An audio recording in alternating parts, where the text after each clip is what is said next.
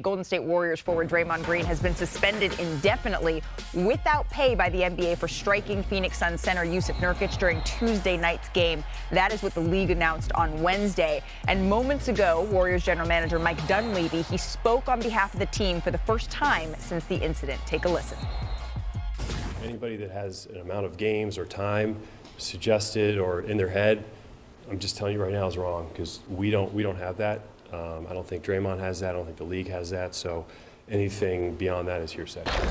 We think for now the healthiest thing is for him to be around, and that it may not be every single day, but we're not jettisoning the guy off somewhere. Is it still the organization's expectation that this is a long-term partnership with Draymond?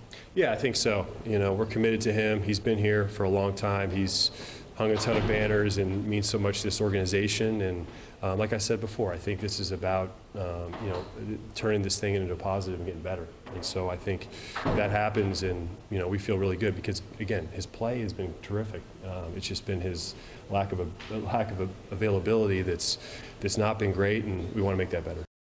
All right, so that was Warriors general manager Mike Dunleavy just moments ago. And gentlemen, before we get into whether or not the Warriors in the league got this suspension, got this punishment correct, Woj, I want to ask you, we know that Draymond Green is going to be around the team during the suspension, but day in and day out, what does it look like for Draymond, and what is his path back to return here?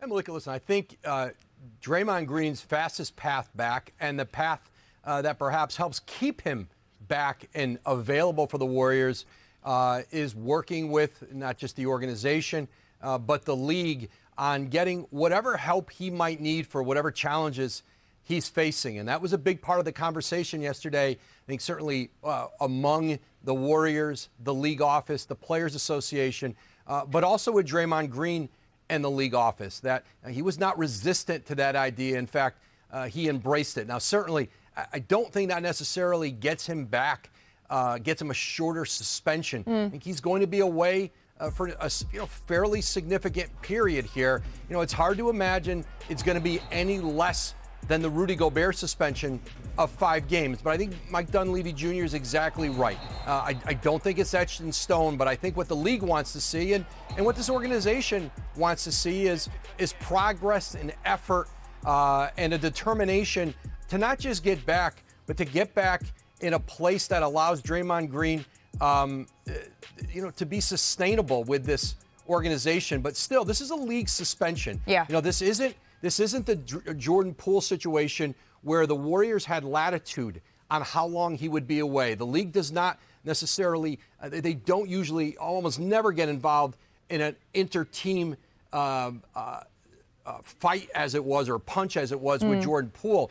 But this is still a league suspension. So it isn't really the Warriors who are going to have say. But as Mike Dunleavy said, this is an opportunity to try to turn it into a positive for them and get Draymond Green to a place where they can finally, at 33 years old, move past these ejections and suspensions that are becoming more and more part of his yearly calendar with the Warriors. Absolutely. And to that point about it being a league suspension, in the NBA statement, Woj, the NBA said the suspension, of course, will begin immediately, but also that Draymond is going to have to be required to meet certain league and team conditions before he returns to play. So, Zach Lowe, I asked you, yesterday we were talking about how many games this is going to be. Indefinite is a little bit nebulous, but did the league get this right? Yeah, indefinite can mean anything. People hear that word and they think long and, oh, my God, is it the whole season? We'll see.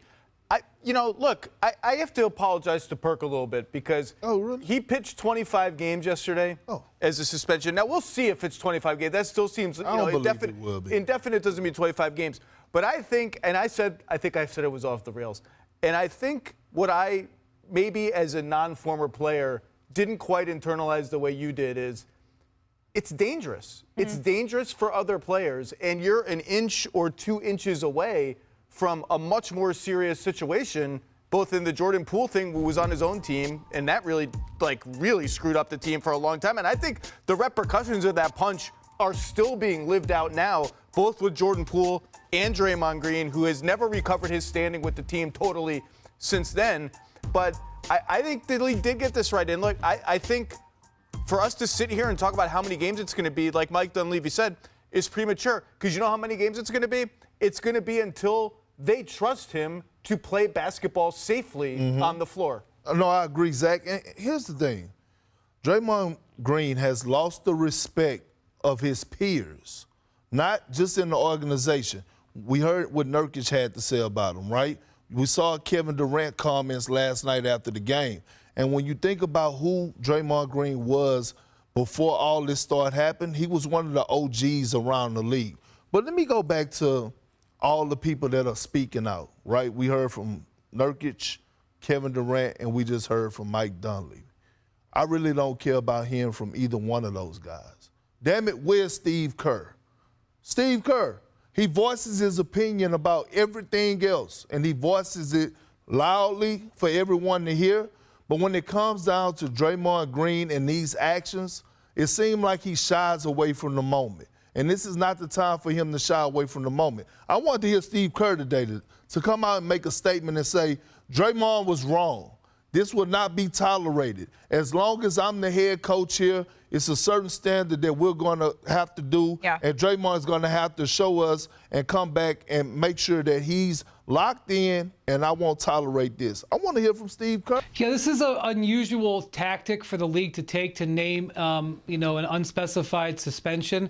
But it's remarkable how fast everybody got on the same page. That's the one thing that became clear as you had conversations throughout the league today, is that the union, Draymond Green's representation, and the Warriors all agreed to this really within a matter of hours. Because I think the one thing everybody wants is this to be the last Draymond suspension, and not just the last suspension because he, seeks, some sort of solution for whatever is causing this, but also because this is pretty much the last straw. There was nobody in the league defending, nobody in his league, nobody on his team defending him. Even as recently as that situation with Gobert, Steve Kerr came out after the game and defended him. Now, he backed off of that the next day, but he's always had defenders and protectors in the Warriors organization. That's gone now. So having a plan is one thing, executing a plan is another, and it's always been about Draymond's actions. His words following all of these events, I went back and read them. It's almost word for word after each suspension, after each time he's got in trouble, he's sort of,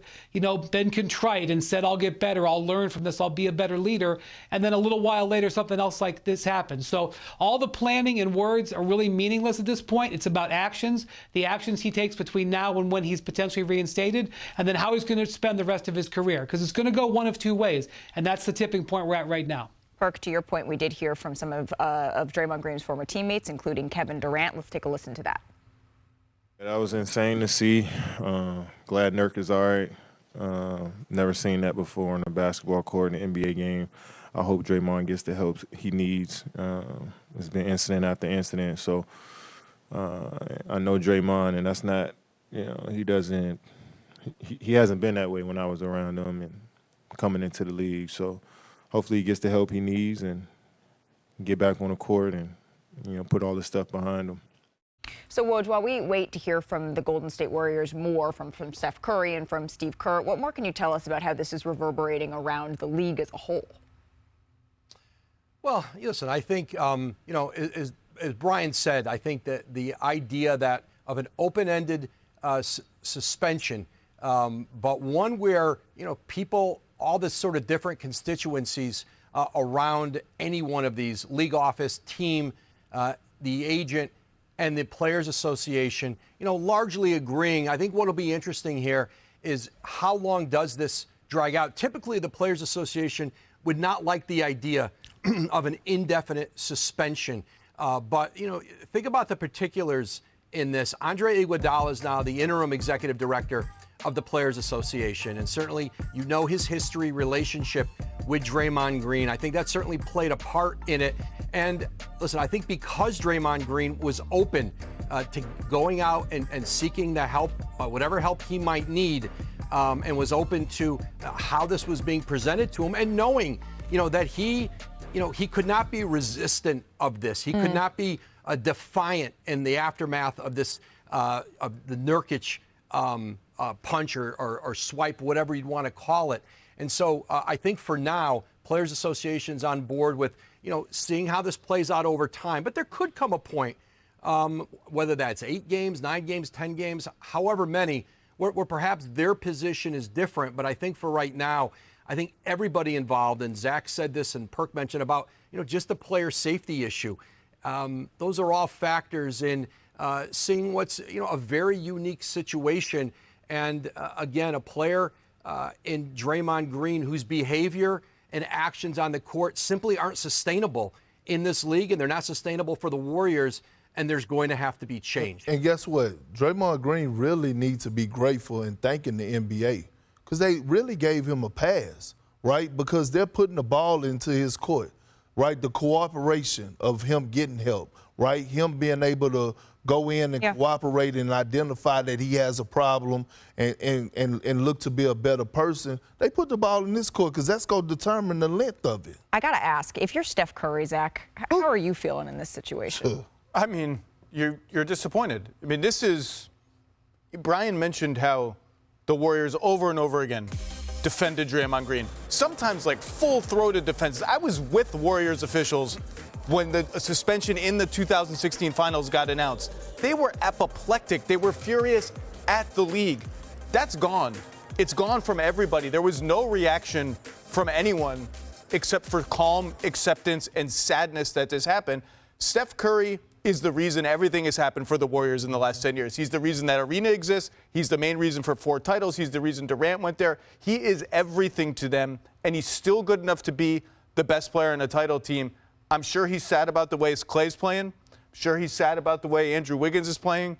And this is a guy in Draymond Green that for all the ups and downs, he's always rode shotgun with Steph Curry. Steph Curry has always said, you are my guy.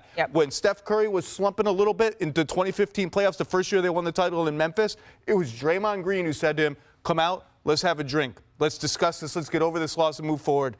If he loses that, he's lost everything, and Steph is such a great teammate, who knows, but he's got to be sitting there like, I'm doing everything I can, and everything around me is falling apart. It's going to be interesting to see. They play the Clippers tonight. Yep. I'm going to be watching Steph Curry, not to see if he could go for a 30-piece or a 40-piece, but I want to watch his body language, his energy. Is he going to be more vocal? Like, I want to see where his passion is. It's a test, and I want to see. That's going to tell me everything I need to know.